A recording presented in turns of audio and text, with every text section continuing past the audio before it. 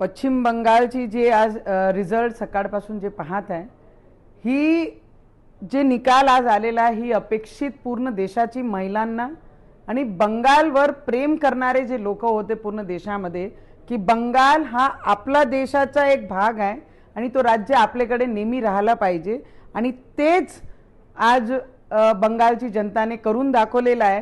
हां, लोक म्हणतात भारतीय जनता पार्टीची खूप मोठी जीत आहे कि एवढे वर्षानंतर ममता बनर्जी का खेला खत्म हो बे और ये खेला खत्म कर दिया बंगाल के लोगों ने। आणि याच पद्धतीने मी मनापासून आमचे देशाचे प्रधानमंत्री मोदीजींचं अभिनंदन करन। लोक म्हणतात मोदी है तो मुमकिन है आणि त्याच पद्धतीने आमचे देशाचे गृहमंत्री ज्यांनी एक स्ट्रॅटेजी बनवली आणि स्ट्रॅटेजी अनुसार त्यांनी इथे काम केला आणि त्याचा निकाल आज जनतानी पूर्ण देशाने पाहिलेला आहे। ममता बॅनर्जीचा अहंकार तुटला।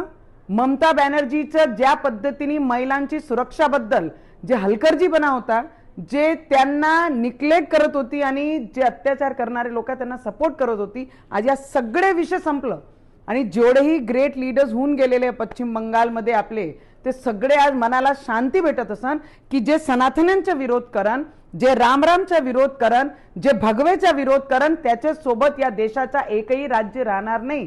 आणि ते वेस्ट बेंगॉलमध्ये आज सगळ्यांनी डोळ्यांनी पाहिलेलं आहे। तो ममता बनर्जी तुम्हारा खेला खत्म हो गया, खेला होबे नहीं खेला खत्म हो गया। तो लोग बनते हैं कि ये अपनी जीत है। यस, ये जीत हमारी नहीं, उन उम्मीदों की है जो वेस्ट बंगाल की जनता ने अपनी आंखों में सजाई थी। तो उस जनता को, त्या सगळी महिलांना, ते युवकांना ज्यांना वाटते की आमचा वेस्ट बेंगॉल बांगलादेशी घुसपेटी आहे, हे बंद झाले पाहिजे। वेस्ट बेंगॉलची महिलांना सुरक्षा भेटली पाहिजे। वेस्ट बेंगॉलचे मजदूरांना मजदूरी भेटली पाहिजे, कामं भेटले पाहिजे, ग्रोथ झाली पाहिजे। या सगळे वेस्ट बेंगॉलची जनताला मनापासून मी अभिनंदन करीन। मोदी जी हैं तो मुमकिन है।